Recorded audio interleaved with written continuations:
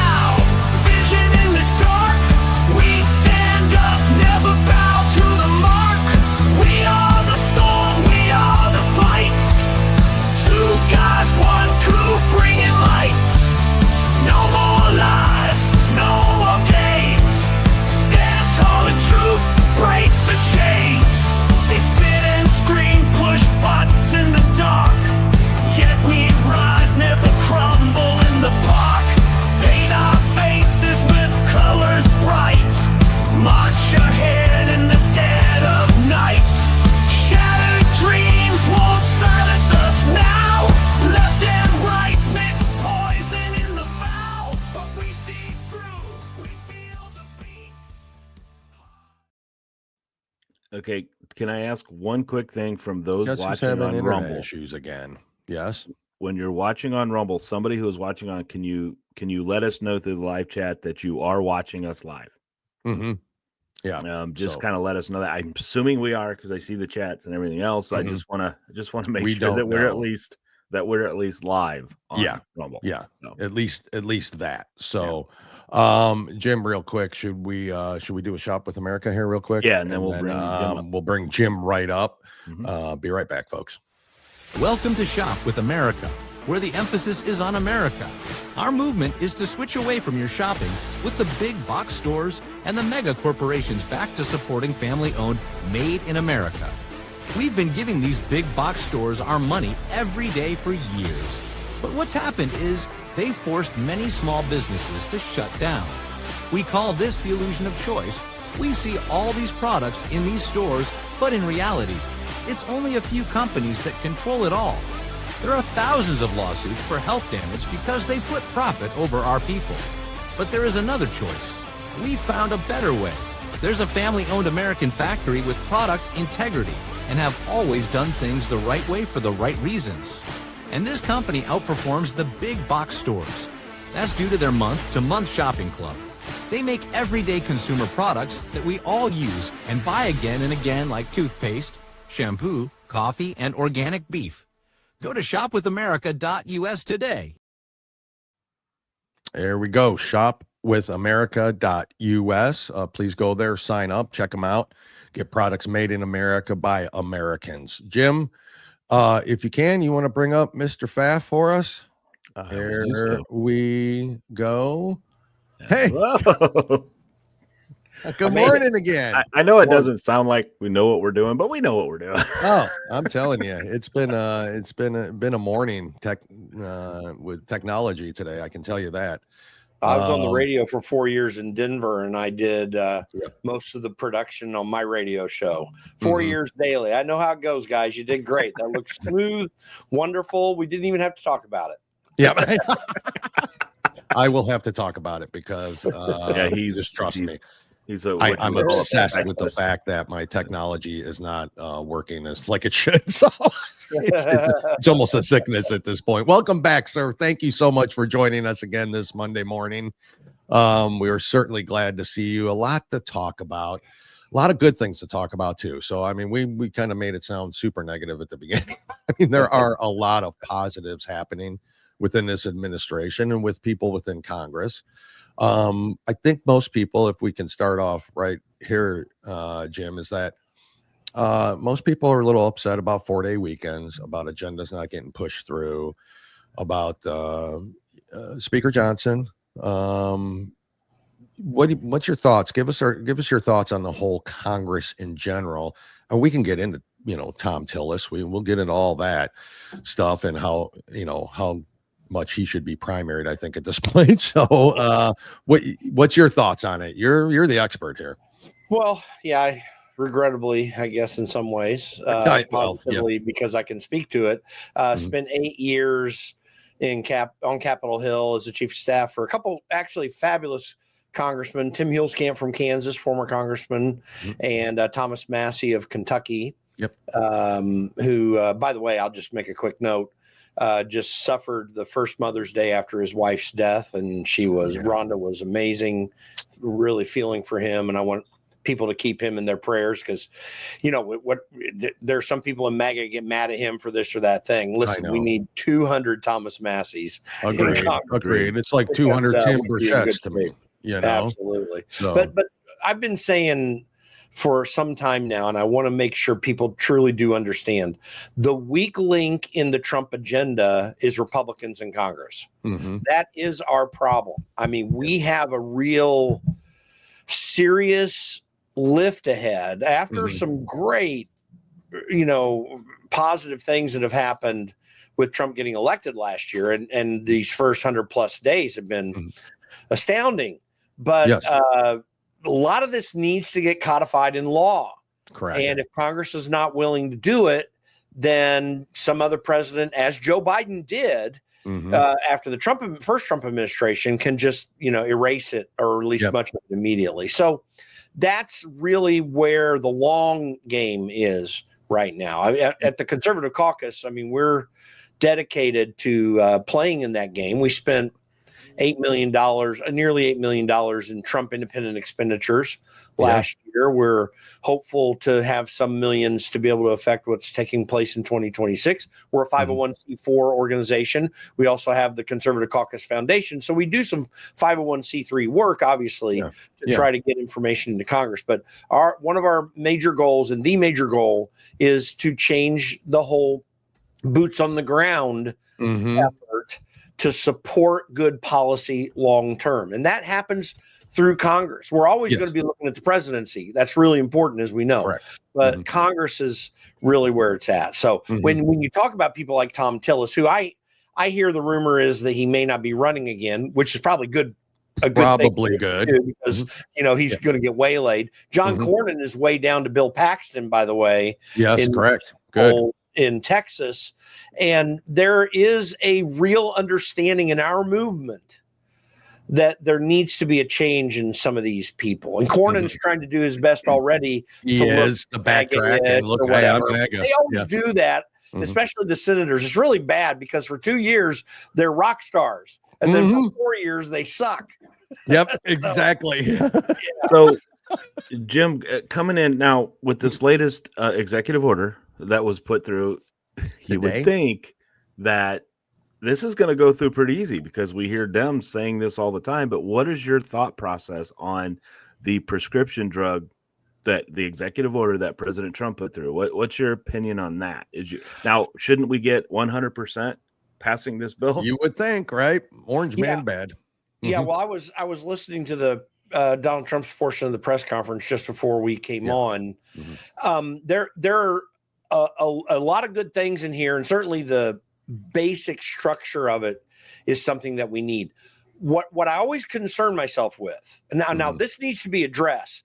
And in fact, I'll say this: Jeffrey Tucker of the Brownstone Institute, a very libertarian-minded economist, someone I greatly respect, was all saying he was all for this yesterday. I've seen other libertarian-minded people do that. And the reason I bring the libertarian-minded part of that is that's where you're going to get the biggest pushback, even from someone like me, because I do not believe in price controls. Richard Nixon did price controls. FDR did price controls. By the way, one of the reasons we have such a screwed up healthcare system is price controls that FDR implemented during the World War II, because companies were trying to find a way to distinguish themselves since they had to accept wage controls that he implemented. This is where we got the first major medical plans, which are a very toned down version of our insurance today. But that sort of formed the basis of how we have company or for a long time had company directed healthcare, which now has eventually turned into almost fully government controlled healthcare. So that was a real problem that came out of that. That said, some of the things I'm looking at, I'm just looking at the list of things I meant. He's directing the Commerce Department and the Treasury Department to investigate when foreign countries are trying to intimidate prices. Now, this whole trade paradigm, again, something that economists, Austrian-minded economists like myself, I'm not an economist, but I think that way. One of the things they concern themselves with on tariffs is having a high tariff structure and getting very protectionist. That's not where we need to go. Donald Trump's not trying to go there. But the reason we need to do what Donald Trump's doing, which I fully support, is because we need to hold other countries accountable. We've sat back since World War II, and we've said, at that time, we said, hey, we had all these countries. It was a devastating war. We have a great economy. We'll give you free trade into our economy to help grow yours. Well, that might have been fine. And I don't know that I have a real problem with that. That paradigm does not exist anymore. Correct. So we need to have a big reset. That aspect of this, I think, is a useful reset. So the EU and the countries in the EU he's going to throw trade restrictions on them if they try to jimmy rig these prices. But people don't know this. The European Union pays like 10x less what we're paying for pharmaceutical drugs. It's absolutely crazy because we're bearing all the burden worldwide. So that's why I agree with that. So that's why he's going to implement a most favored nation drug pricing. He's taking the poorest countries out of that. But whatever the lowest price is for a drug internationally, he wants to impose that and demand pharmaceutical companies stand by this. So he's not immediately implementing price controls. Correct. He's working to tell the pharmaceutical companies to get things in line. That would, if that's all that's done, then I have less worry about the price control thing. So if we ever have the government saying what drug prices are, though, it could be a real disaster economically. It would overcompensate in a very negative way for this compensation that needs to take place. So generally, I'm extremely positive about this move. I just want to throw out the caution on the price control end of it, because if we have a U.S. government regime doing that and requiring it, that becomes a big issue. There's a whole lot more to the healthcare thing, but that's just kind of my quick take. The way you explained it, great. That was great. The way you explained it is what I was trying to get at. Not because how we're going to force other countries. Look, we're paying what they're paying. That's it. We're not paying $1 more, because that's what he said. We're not paying $1 more than Britain. We're not paying $1 more than France. We're just not. Why are we even getting our pharmaceuticals overseas? Well, there are two reasons. First of all, there are companies like Pfizer and Glaxo which have been are for, or at least have been foreign based. Pfizer's actually, I think, put themselves as a U.S. company since. So that's one reason. Some of them are just based elsewhere. There's some Sweden based companies that are very large. Okay, Novo Nordisk is the one I'm thinking of. So that happens. That's part of it. The other and much worse reason, and actually that has a bigger impact, is the fact that all this manufacturing is happening in China right now. Just like a whole lot of other imbalances that Republicans and Democrats created since Ronald Reagan was president. So we've been giving manufacturing heft to other countries, and it's been taking it away from us. It turns out Ross Perot was absolutely right. In a much broader sense than he stated, because the deal with the NAFTA deal was taking place during the 96 election cycle. And he was saying there was going to be a giant sucking sound of manufacturing going into Mexico. Now, China was given most favored nation status at the end of that decade. So it ended up being a much bigger prophecy than I think he originally intended. That's what's happened. So much of our pharmaceutical work is happening overseas in terms of manufacturing. And it's a risk to us. It's a huge risk to us. So that kind of thing we do need to be bringing back in the United States, and we could effectively make that happen. Thank you, Bo. Time to bring the pharmaceutical industry back. No doubt. I mean, it really is. And I think that was, that's whole part of, so we can get into the tariff kind of, there was an agreement, not in writing, but I think more verbally agreed upon at this point, and might be in writing with China now on the tariff situation. Stocks, as Trump predicted, jumped up, so all of the panicins, as he likes to call them, look like fools, as Trump generally makes them look. And at that point, then, does that still, because we still have product coming from China, pharmaceuticals coming from China, those kind of things. We know fentanyl comes from China, right? Fentanyl is, by the way, used in many, many, many hospitals in replacement of morphine and that at these points. So there's a use for the medication itself. Of course, we're talking about the illegal fentanyl coming over and them taking it to the cartels and all that. And that's part of the whole border situation. It's all tied together to me. But my issue is, dude, does anybody trust China in sending pharmaceuticals over here? Is that even a? It's never been a reason. There's no reason for us to trust them. And you remember a few years ago there were some scares on dog food that was manufactured there. Exactly. No, I don't trust China in that regard at all. And I think we have very good reason to distrust them. And keep in mind on the fentanyl end of thing, what China's doing mostly is sending the precursors over to places like Mexico.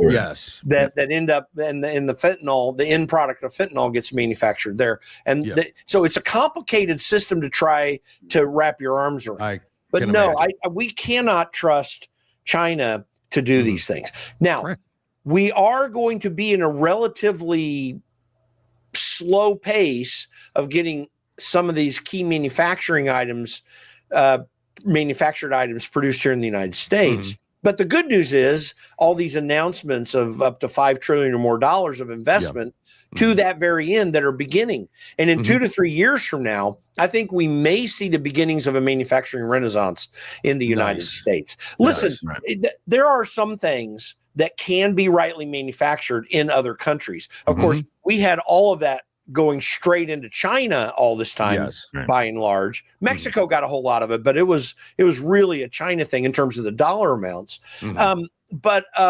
So you can see Vietnam or some other smaller countries kind of doing what I grew up with, where Hong Kong made all these plastic trinkets, back before they highly developed. That sort of thing. We can see that sort of manufacturing probably can be best done overseas. But there's a factor in manufacturing that has been forgotten.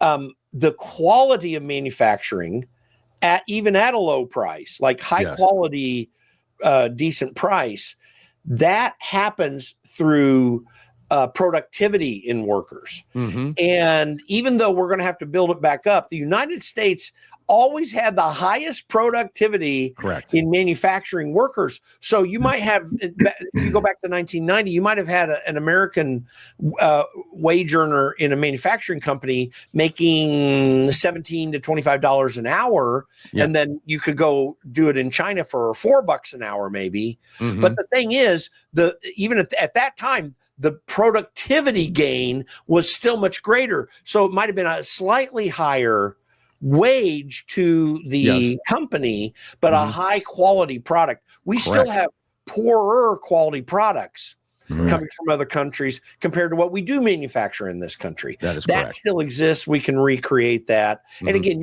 that productivity curve on certain products is still going to have us bring some things maybe back from other countries. But these key manufacturing items need to be done here in the United States. We need to encourage it.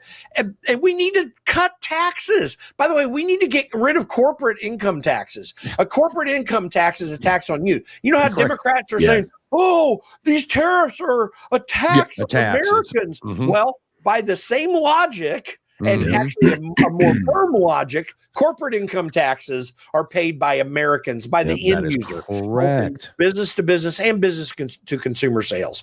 It is something that we bear the burden of, not the companies. They're just a pass through. In that regard, exactly. Yep. It's always going to be passed down to the consumer. We have the left, Janet Yellen, one of them, came out and said it's a pipe dream to think we're going to get manufacturing back in the U.S. Again, it's a pipe dream. I don't know if you remember that. You're saying that. So the thing about it is, then we hear we don't have the workers to do it, because now we're sending all the illegals back. So who's going to do the jobs, right? So now here's all their excuses, not solutions. It's all their excuses. Well, I do believe we have a workforce that has to be trained, but we have a workforce right now that's 22% of this population's getting paid to do nothing. Correct. So we have a workforce that we have to train and come in here, so we can bring manufacturing back. So your take on, and again, help me understand this, other than the fact that they want America to destroy itself. They want America to become socialist and everything else. But why do you think they don't want, the left does not want manufacturing to come back into this country? What is the problem here? It is about chaos. It's also about control. And one other item that it's about, one other aspect of this, is that they actually think that Democrat socialists, the communist countries actually have it better than we do. The Democrat Party, that's a firm belief of theirs, Jim. You're right. Go ahead. It really is. Listen, the Democrat Party is run by a socialist communist economic philosophy. They'll couch it in America or the Constitution or whatever. They can throw whatever terms up they want. They do not believe in the free market system. And that the Democrat Party is right now the home of the most radical ideas on how an economic system should run. And they are about centralized control, about controlling the discussion that we have publicly, because that's what socialist systems have to do to maintain power. They have to intimidate, they have to force. They need to use, you know what the definition of government is? It might be a good little primer here. Government is legal force. Because and we do some, even the Constitution provides the government a limited amount of legal force in a very restrictive, narrowly defined set of principles. But and that means the defense, and anyway, we go over that.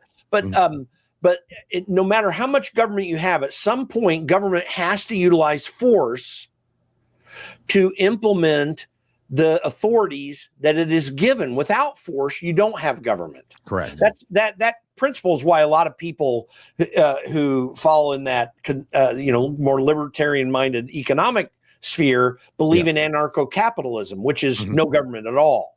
Now, I always tell people I'm not an anarcho-capitalist, but I aspire to be. We need that kind of limited government because we only want that force implemented where we want that government to do it. So you have judicial opinions that are fairly come to laws that are passed that are restrictive to Article 1, Section 8 of the Constitution, and then only enough force to implement those in terms of fines provided, jail terms, whatever. That we've got to understand that everything government does is an assault on our liberty, and we only want them to have the amount of our liberty that is within the scope of where they should operate. And the Constitution of all documents in American history has done that. This is not something that Democrats believe in. They do not believe in constitutional government of the American sort. They believe in control and power. And so they love this chaos. They love to have this chaos. But back to the labor thing, and I went long here and I apologize. But no, you're great. To the labor issue here, a lot of people, we're going to have higher unemployment rates when this economy starts to boom. Why is that? And that's a rational economic analysis. Here's the reason. You have two parts of employment figures. You've got the part of everyone looking for a job or having a job. Correct. And that's where we get our typical unemployment rate. But there is a section of those employment numbers that details people who are not in the workforce. And there are various definitions of not being in the workforce. Yes. Retirement is one of those. Correct. If you're retired, you're not in the workforce. You're not looking for a job. Yep. But the one aspect of this, and by the way, if you're a housewife who does not work, you fall into you're not in the workforce calculation because you're not looking for a job. Yes. But there are also disaffected workers, and that's the terminology used. And those are people who just stopped looking for work for whatever reason, for whatever other reason. We have a lot of people like that. And these last employment numbers showed that Americans do want to get jobs. If we bring the manufacturing back, there are employees who can do this. This is one of the great lies of Democrats and immigration. There are Americans don't want to do these jobs. Want to do those jobs. That's right. Who's going to mow your lawn? Who's going to? It's a total lie. And everyone wants to work when they need to make a living. Well, we're just going to not have a mere safety net and just throw money at anyone that doesn't want to work. Then they're fine. They don't want to work.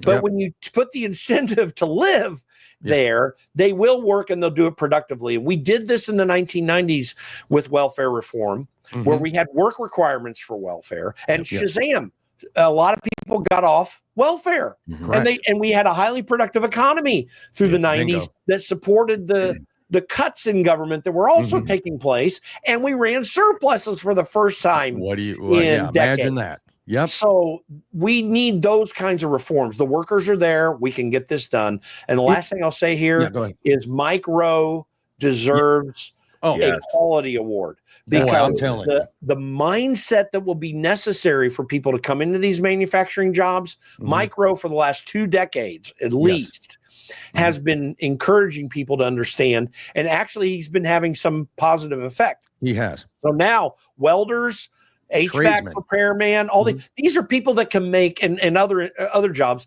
These are people who can make a fantastic living, support a wonderful family, and really have an opportunity for what we call the American dream, just to take care of their families.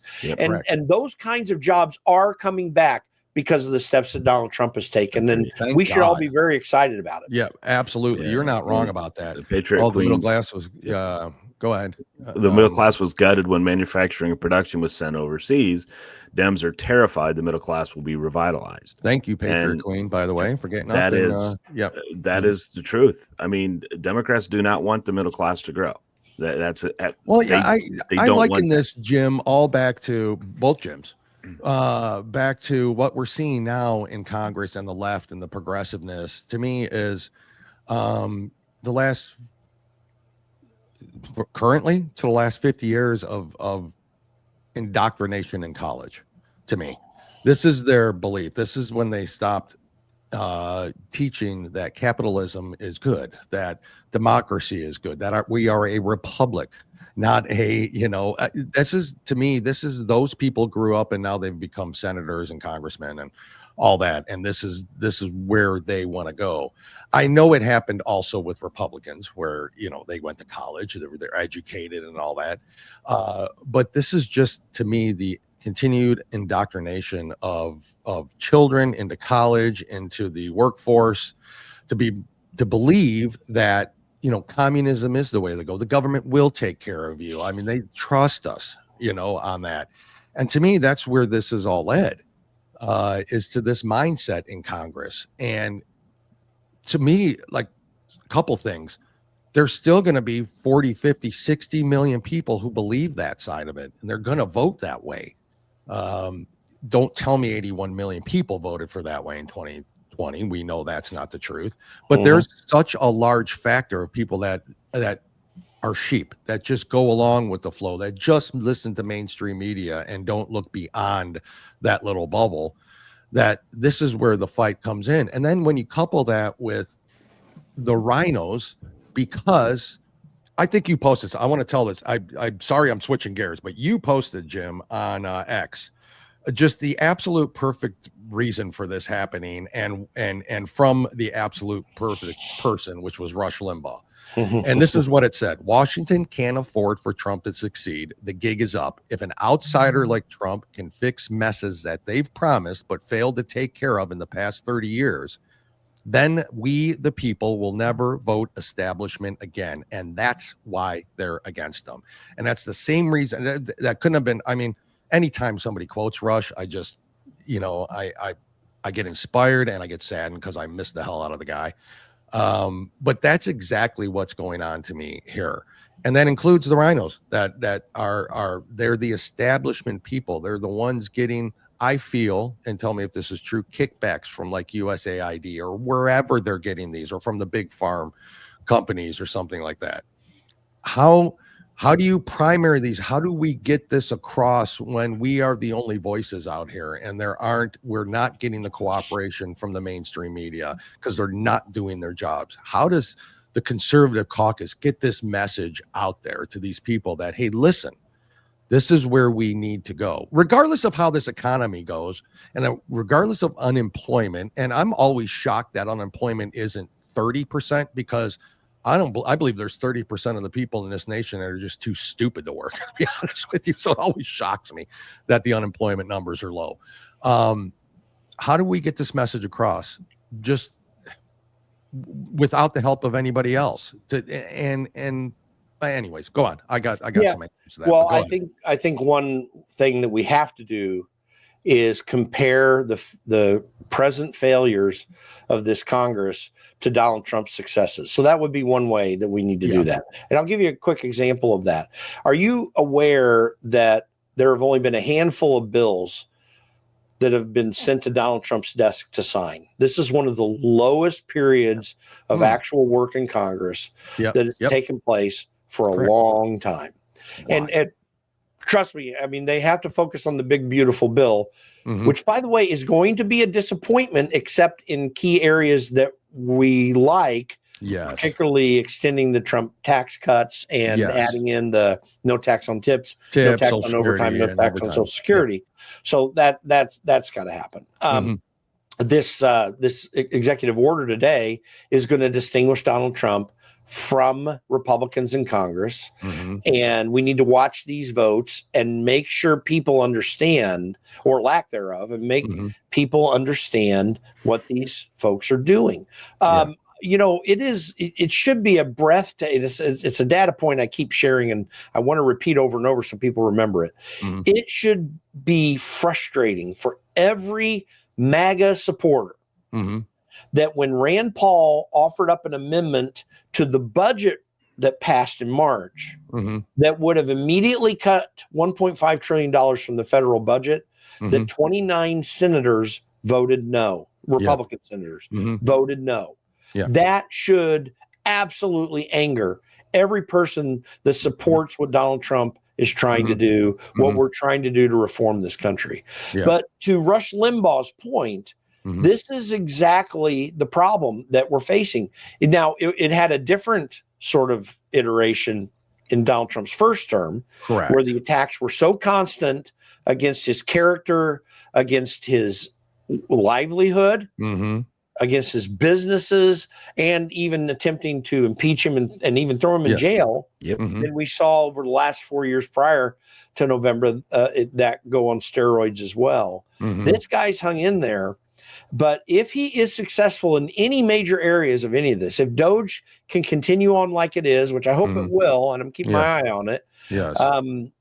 And this thing he's done today, if the big beautiful bill can pass, then we can really set the stage for an opportunity to break down the people who do hate Donald Trump. It's very interesting to me how both Democrats are failing in getting their message across, and they are. The numbers are really there. They are. Yeah. You know, there are a few polls that are totally fake that the news media put out to try to say that's not the case, and they hope to impress people. But the reality is that Democrats are there's disgust in the American population with Democrats, but they also are increasingly disgusted with Republicans whose numbers are only a little bit above that. I saw one poll that had favorability for Democrats at 21% and favorability for Republicans at like 38%. Like that's not an impressive number. No, it's high not. For Congress. So that's relatively positive, but it's not a very high number at all. People want action, and Republicans have not figured out yet that if they would just do what everyone wanted them to do, they can win for a long period of time. Democrats are helping them right now, though. I know they are. Thank God, because if the Democrats if the Democrats had any sense to them whatsoever, they would have taken advantage of this period where the Republicans are literally, just pissing in the wind and getting nothing done and fighting at every corner. But they didn't, because Democrats tend to also do that to themselves. Jim, for this for the bill that the Republican passed for the I think it was called the mom's vote, where they have to be a legal citizen to vote in the federal elections. Does it have to get 60 in the Senate? And is that why Thune has not brought it to vote in the Senate? Or is this one of those we just need 50%, 51%? No, it'll have to go through cloture in the Senate. Yeah, that is the challenge that we have. Okay. Right. Now, I'll tell you what my solution to that is, and I've been against this for many years, but I think I'm kind of there now. You only need a majority vote in the Senate to get rid of a rule. Yeah, and I would modify the cloture rule to only specific typs of things. Like, by the way, we got rid of cloture when it came to nominees for agencies, all the political nominees. And the Byrd rule, which is what allows this reconciliation bill to go through with just a majority vote, that was a change, an adjustment to the cloture rule. I think we need to do that on certain policy agenda items too.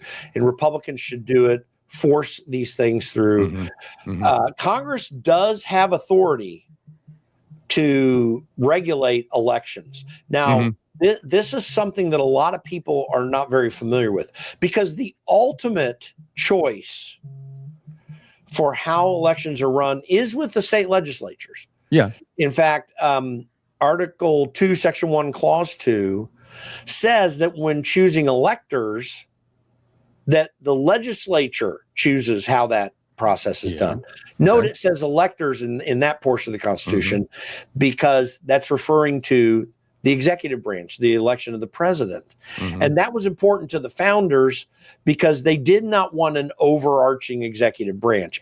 And even with Donald Trump, we want to keep our eyes on that. We don't want to go overboard. Sure. We don't want the executive branch to have too much power. But that was the concern there. But when you go into electing members of Congress, the state legislatures, according to the Constitution, still set the rules, but it says that Congress has the authority to regulate that process, except, as it says there, for determining the times of choosing senators.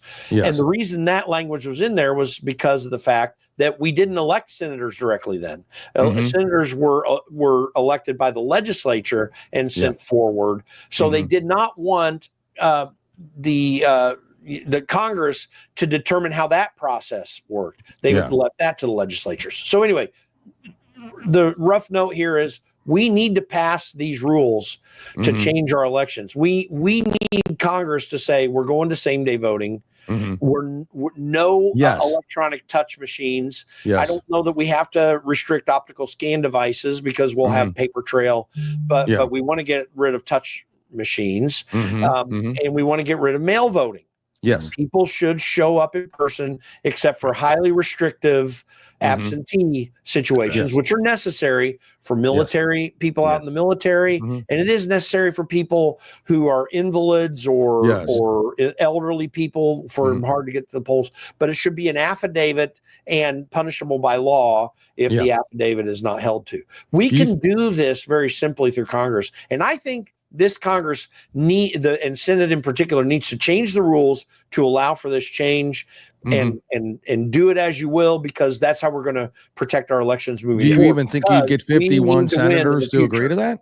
I mean, do you think you could get 51 senators to even agree to that? I think we could there. I think it's possible, but it's going to be a challenge because there are a lot of people, the John Cornyn's and Tom Tillis's of the world, that, the history of the Senate and all. Listen, the Senate has changed its rules so radically through the years that we really don't have a filibuster in the Senate. Yes. Correct. Because you can filibuster in different ways. The original filibuster was as long as you can stand and speak, one person. And the reason they left it at that was because and they didn't allow for trading out, by the way. It had to be just the one person. One person. So we made radical changes to it in the past. There are changes we can make. I do believe there are enough senators that understand how serious these things are that it's a possibility, but it's still a difficult lift because you've got these irascible jerks like Mitch McConnell and Tom Tillis, Lisa Murkowski, and usually what's her face? Susan Collins. Susan Collins. Susan Collins every once in a while gets a little bit reasonable, but still, these irascible jerks that really believe that in the dignity of the Senate, and the Senate has no dignity because they keep stopping things that need to change. So. Exactly. Perfect. Perfect example. Because I believe this is an issue that is big in this country where we want only legal citizens to vote in our federal elections. Okay. Federal elections are more, I think state elections, they need to. However, let's get the federal elections fixed first so we don't run into another 2020 issue. And so what tells me, is when this is very easy, simple to tell you what the Democrats' plans are, because why wouldn't you want that? Why do you want somebody who's only been here for 3 years to decide who the congressmen are, who the senators are, and who the president is? And I don't want it. Yeah. Well, Jim, do you get to my Jim here? Do we have any comments on Rumble? We can't see them, but I didn't know if there was anything. We're not on Rumble. Oh, we're not even on Rumble. Nope. Wow. Okay. So sorry about that then. So so that went down. It wasn't working this morning, as you heard, and all that, which is terrible. So we'll see what happens here. But at any rate, let me see. Jim, if you don't mind, real quick, we got more to talk to you about, but we got to get to the sponsor real quick. So let me play that, and then we'll be right back. Grit is defined as firmness of character, unyielding courage in the face of hardship or danger. At Grit Gear Apparel, we honor all military, police, fire, public service, and patriotic Americans, both men and women regardless of color, creed, or religion. Our brand represents the love and freedom for our country, the heroism of all our men and women, and the principles of what this wonderful country was built on. Our goal is to regenerate the sense of patriotism and to spark the American pride within us, to stand together in the toughest times and become victorious, to preserve all our freedoms, to honor our flag, and to respect the men and women who have fought and died for us to have these freedoms. Wear our brand with pride, with a sense of patriotism, and as a statement for the love of our country. Whether you're military, public official, or civilian, our brand is for you. Together we stand as Americans. Stand as America's people. So gritgearapparel.com and lockandloadcoffee.com. Please go see them. Again, I apologize for the whole Rumble Use thing today. code Don't know 2 what's guys. happening. Yeah, Use code 2 code guys 2 for guys. 10% off. Jim, if we can continue here briefly. Democrats attacking ICE officials and storming capitals. And No, they didn't. It's all fake. Yeah. What's you think any arrests are going to happen? I just want your opinion on it. That they should be expelled from. I mean, don't you agree? They should be expelled from Congress. They're going to call us dictators and fascists anyway. So why not? Article 1 of the Constitution gives Congress authority to determine what its membership is. So there should be a move of expulsion for these people, I would think is necessary. Now, will that be successful? No, we got a lot of wimpy congressmen. But let's talk about arrests. Okay. There may be a reason to arrest, and I don't even know the lady, the woman who was elbowing Monica MacGyver, I think is her name, exactly. Representative of New York. I mean, they need to think through it, but there might be a reason to arrest her. Listen, you might remember a story back in one of the hurricanes in New Orleans. There was a congressman down there who had like $80,000 in cash in a refrigerator. Yeah. And it was found out that was bribe money, and he did end up going to jail. Correct. When congressmen break the law and it's not related to their congressional duties, they can be subject to arrest and trial.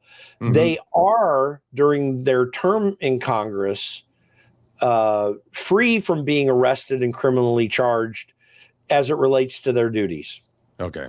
So and what they'll try to say is, well, we were trying to we were doing our duty, oversight and all this kind of stuff. That this was not an oversight. This was a political effort to get something from the press. There is a very normal way to do this sort of oversight work. Tom Homan was talking about this, and he's absolutely right. I'm just saying this from my experience on Capitol Hill. You can put these things together. And if you have made a good faith effort to schedule such a thing and it didn't happen, and then you want to do something like this, okay, maybe that's one thing. But this was not of that sort. These people were trying to this was rogue work. That's totally rogue. And as Tom Homan was pointing out, and I didn't realize this until he mentioned it, but they did have actually some criminal illegal aliens that they were trying to bring in. And that's a process that requires a lot of security work. Yes. And they were disrupting that. Yep. They were hoping for getting hit or having ICE abuse them. And ICE held their ground pretty well until they had enough. I mean, she was obviously pushing. I mean, I know they came out and said that if there's anything that shows that I was violent anyway, they made it up. It was wrong. Yeah. No, it was body cam footage. And we know that was actually there. And this just tells you what they're for. This is an 80-20, 90-10 issue with the American people, and they're still fighting for illegals, and they don't give a crap about the American citizens. They don't care. Well, it's one thing that they're fighting for illegals. Like there could be politically some sympathy for that in certain parts of the electorate. The problem is that they're fighting for violent criminal illegals. And this one does not look good because this facility is for violent illegals who are being detained. I'm sure, I don't know precisely where all these people came from, but I'm sure it's from a lot of these East Coast raids that you've seen in Boston and other places. And they're putting them in this secure facility because of their violence. And, it's a bad look. They lost it on the Abrego Garcia issue. They've lost that battle. Correct. And they looked really stupid flying down to El Salvador, pretending like this guy was not an MS-13 member and nor doing any criminal behavior. Now we have pictures of MS-13 on his hand, tattooed on his hand. We've got video of him absolutely when he was arrested in Tennessee some years back, trying to transport illegals into Maryland. That's and we see that. And then we know now that there were various times that his wife put a restraining order on him when he was being violent to her. That's the person that Democrats have been standing up for. We're not seeing this play out as deeply in the news media or in polls as we might like, because not anymore. News media doesn't want to talk about it. Correct. But the American people have seen enough of this to know what this is. They know that Democrats stand up for criminals.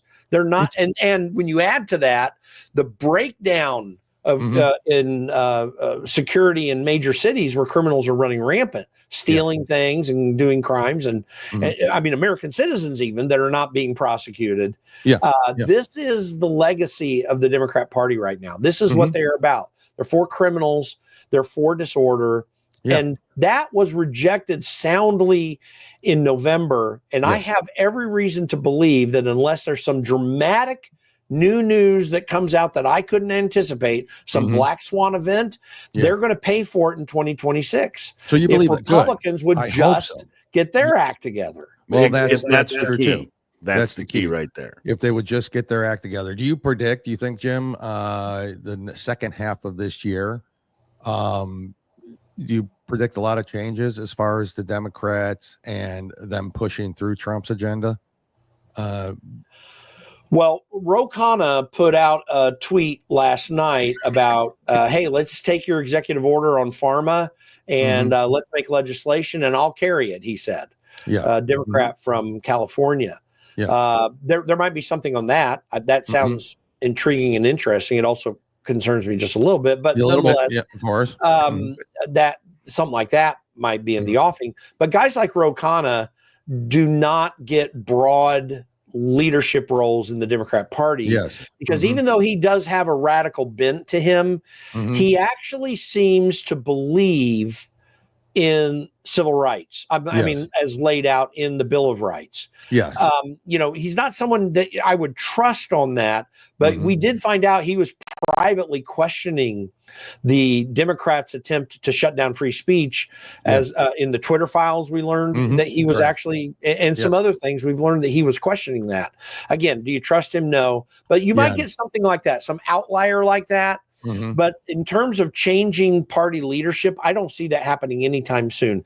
Nancy Pelosi doesn't want it, but she'd be the only one who has enough ability to control outcomes. And now she's out of power as minority leader in the House. Jeffries is on the radical end of things. That's not going to change. And Chuck Schumer is just an idiot. I don't say that too often, but he's a moron. He's an idiot. He's one of the worst politicians there ever was. Dick Durbin is now gone. He's as bad as Chuck Schumer. So I'm saying all that to say, I don't see anybody coming in to fill the void that Democrats are creating for themselves yet. And with the lack of that, you're going to see outcomes not be very good in 2026, including the fact that I do predict that Republicans will gain seats in the Senate. The numbers just work that way right now. I mean, things can change, but they should be adding seats in the Senate. The House is a little more tricky. I don't know what's going to be happening with that. There are opportunities, and we're going to be looking for them. But Republicans in the House ought to do something very dramatic that Americans can stand up for. And I don't know that they're going to do it in this bill. Do you believe the thing that was going through X? I saw something about it that said that if only legal citizens were allowed to vote in the federal election this past year, Republicans would have a 27 seat, would be ahead by 20. Do you believe that, or somewhere close to that? What is your opinion on that? I don't know if it's that number, but I absolutely guarantee you that you would have more Republican seats in the House. This is something that we haven't paid attention to. And it's hard to track, too, because we've got so many states that are doing unsolicited mail ballots that are not being dealt with properly. We have voter registration rolls that are not cleaned up. We found out, remember, there was a big pushback in Virginia last year, because the Republican attorney general there found a few hundred illegals who were actually on the voter registration rolls. And his attempt just to remove that few number was backlash. Oh, my gosh. We need to clean up voter rolls all over the country. And the mail ballots allow dirty voter rolls to produce bad results that are hard to track. And then when you add to that the vote gathering, which is fully legal in California, it's one of the reasons California is so strongly Democrat, is that they can pull in ballots from anywhere at any time. They can meet the people face to face before and encourage them to vote in a certain way. It's literally and Democrats put a heavy effort in this, but it's literally Democrats going out and taking that election away. And I would say steal with quotation marks, because it's not a direct, we added ballots in that were invalid to bump up the numbers. What it is massaging the numbers as they're coming in, plus taking 2 or 3 months to count the ballots thereafter. So these things have got to get cleaned up, and they can only get cleaned up by citizenship voting, by changing how we do elections, by moving them to election day, and by getting getting rid of mail balloting. I'd almost take the touchscreen machines over mail balloting in some way if I had to choose between the two. But we need to get rid of both of those. So redistricting, does that have a big effect? You're looking at potential redistricting of areas. How does that going to affect House seats more so than Senate, but House seats?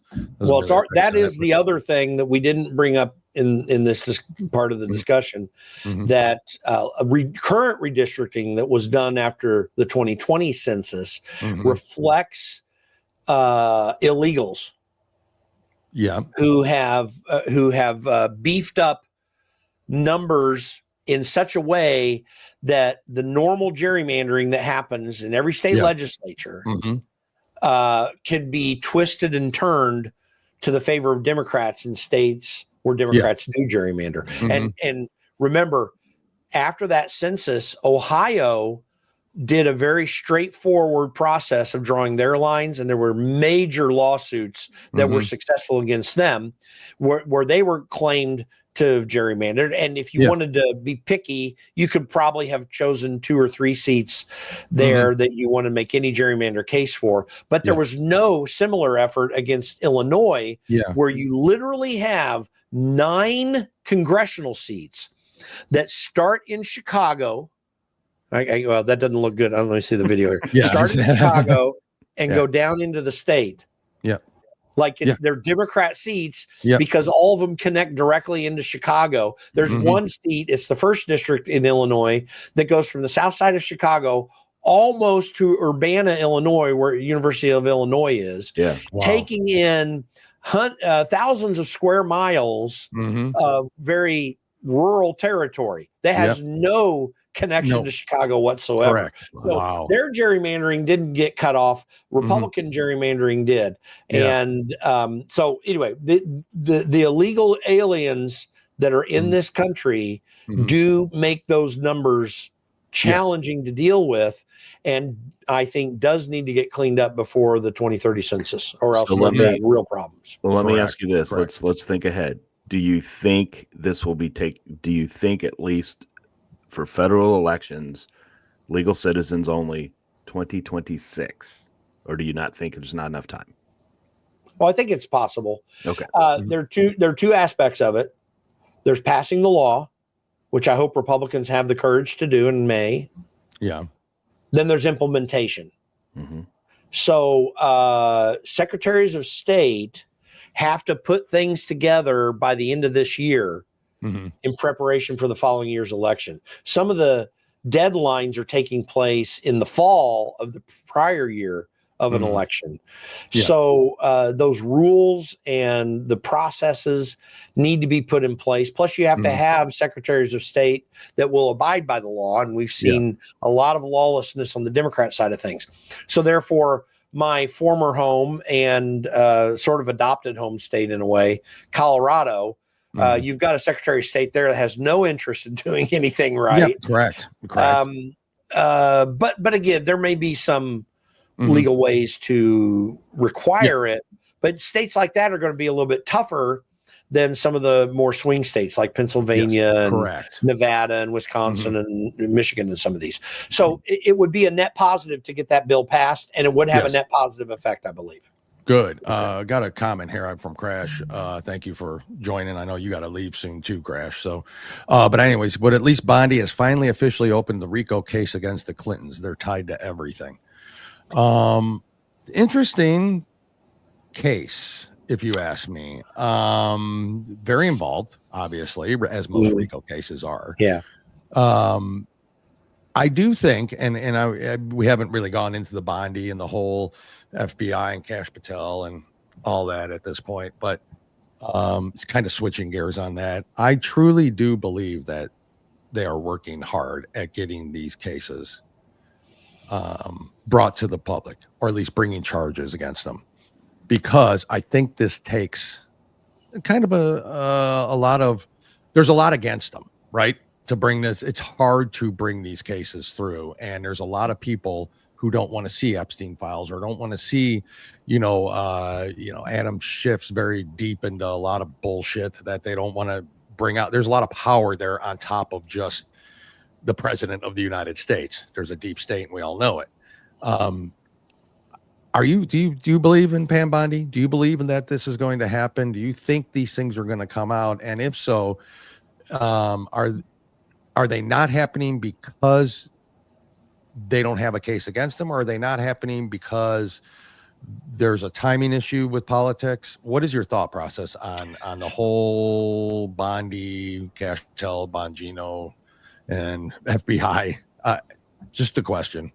Sure. Well, let me give me a little time on this one. So I'll start off with this. This year is the 10th anniversary of my dear friend Peter Schweitzer's book, Clinton Cash. Mm-hmm. Yep.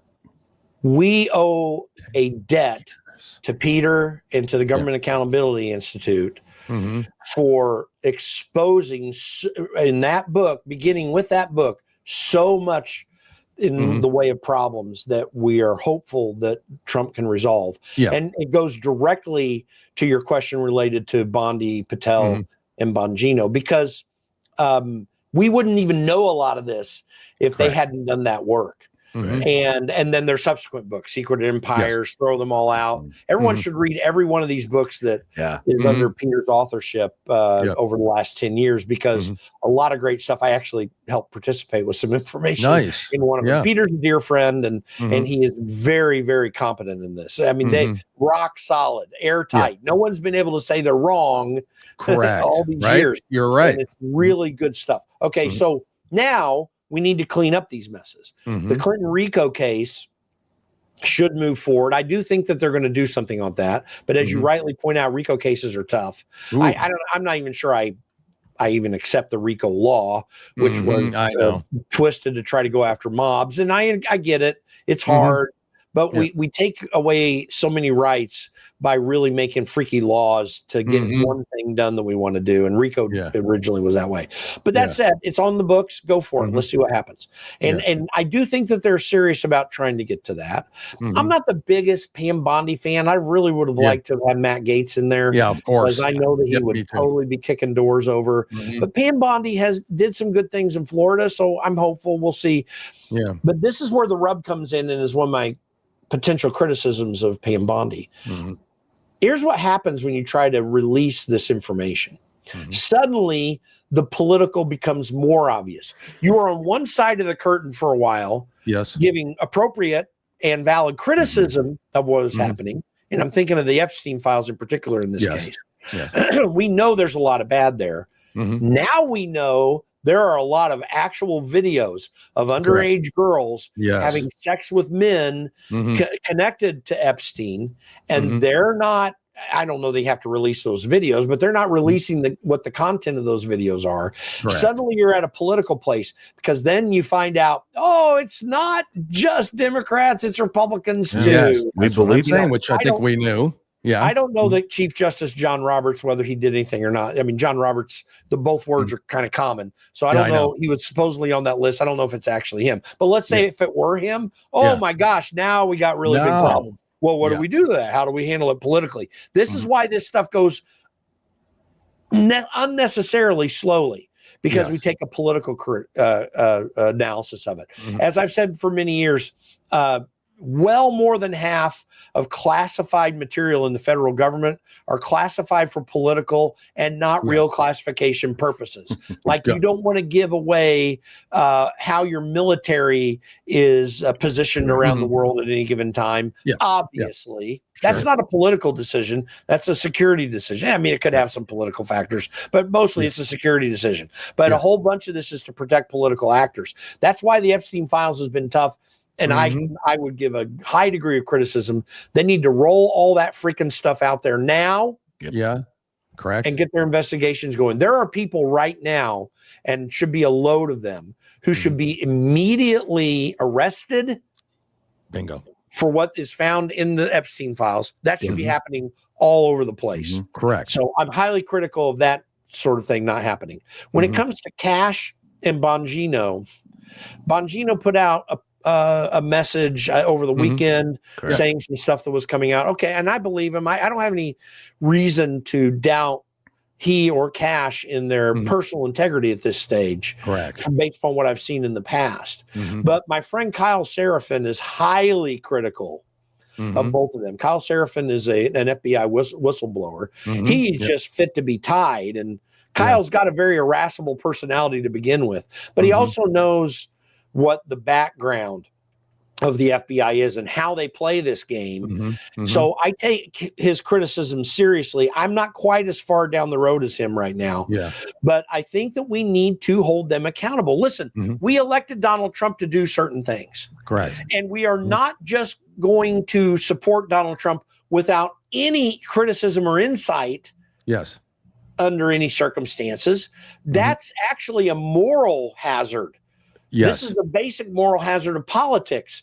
As I say often, 6,000 years of recorded human history proves the radical corruption of mankind. This is why we want restrictions on politics. This is why the Constitution was so highly restrictive when it was put out. Because we know that moral failings will come, that temptations will come, and people will do wrong things. Donald Trump is as subject to that as the three of us here are as well. And so we need restraints. We need transparency. We need to demand, even as supporters, that certain things happen. So I'm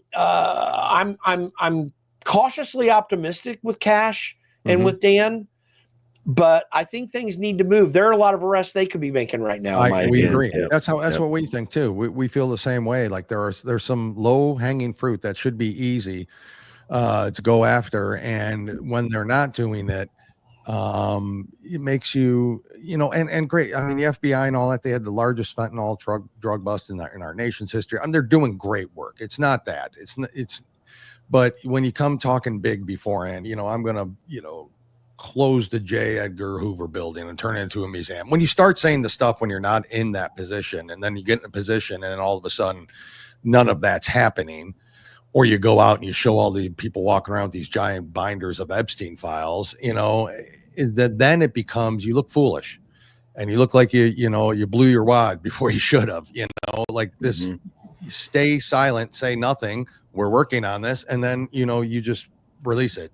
To me, Pam Bondi is too much on the news. I think, and not right or wrong, but when you accomplish something, then come on and talk about it. I don't think you need to be on weekly on a Fox News or any of that crap. Just go do what we elected President Trump to do, and he put faith in you to do. And get it done, and just get it done. I guess that's easier said than done. I know that, and I'm not in that position, and I'm not. You've been there. You've been on Capitol Hill. You know how it all works. You know the ins and outs of it. But like you said, there should be something that could be done now and immediate. And I don't know. Yeah, the job of prosecutors and investigators is to prosecute and investigate. Okay. Now it's not to be in the media. That said, if they're doing things, Pam Bondi is effective at communicating what's going on. Kash Patel, I think, is even superior in that regard. Effective. And there is a place for the FBI director and the attorney general to get on the media. But you're right. If they're just in the media and then that's not on the back of a lot of action, that means that they're trying to explain away why there's inaction. I mean, just take it as fact. Correct. So they do need to move. immediately on this stuff. Yeah. Listen, I'm glad all that fentanyl was caught. I'm not a big fan of the drug wars, to be honest with you. I hear I you. have a real problem with drug wars. It looked really good on television, and we found out that there were a lot of bad people that went to jail in the drug wars, but there are also a lot of good people who just were possessing marijuana and were never violent and ended up in jail for a long period of time. Correct. And that's not helpful to fixing that problem. And even though that drugs is a serious issue we've got to do something about, that's not our biggest problem right now. Our problem is corruption in government. And that's what these two agencies need to be doing. Obviously, FBI is under DOJ, but that's what these two people need to be doing. They need to get their self in gear by making sure that they are going after the corruption, arresting people based upon their corrupt activities, investigating their corrupt activities, and acting upon it. This is the one thing that we need. We thought the drug war was the most important thing back in the 80s and 90s. We did. Fine. I mean, I don't necessarily fully agree with that, but it was an important problem back then. No doubt about it. The most important problem right now is corruption in government, and it has to be weeded out. We need a corruption war, a war on corruption. And these two people, Kash Patel and Pam Bondi, need to be on the front edge of that. Have their agencies do all the other stuff that they do, and that's fine. I mean, there are a lot of things. You got Hermie Dillon dealing with civil rights issues and related to elections and stuff. Fine. Do that. That's an important thing. But corruption is the number one thing. If people don't go to jail for serious corruption, then we're not going to get past this problem. Donald Trump will be off the scene at some time, and then we're trying to pick up the pieces of the puzzle again. We cannot afford that right now. Back down that same road again. Correct. Jim, listen, we gotta run here shortly. So as always, it's like the quickest hour I ever spent. I appreciate you so much and all you do. And let's tell people real quick how they can help the Conservative Caucus, how they can get involved. And will you come back on the show? Are you good coming back? We love having you. And it's phenomenal. It's just I learn so much every time. Next time Rumble will be working. Hopefully Rumble will be working. Well, I'm always willing to come back. I always appreciate the invitation. You guys are great. God, it's anytime. And treat me well with that. Thank you. Oh, no. For people to get a hold of us, they need to go to theconservativecaucus.org. That's the word THE, theconservativecaucus.org. They can sign up. There's a sign up button on the top right. Also, every contribution that we get coming in there really helps us do the work that we're doing. But we have information that will be helpful to you. You can request information about how you can make a difference in your community. We have actually a lot of resources that you'll have access to there. We're just about to make a major expansion of those resources online. That's coming soon, so people need to watch for it. I'll be glad to talk about it whenever we come back. But go click the sign up button and get involved. We've got chapters around the country, people who are leading what we're doing.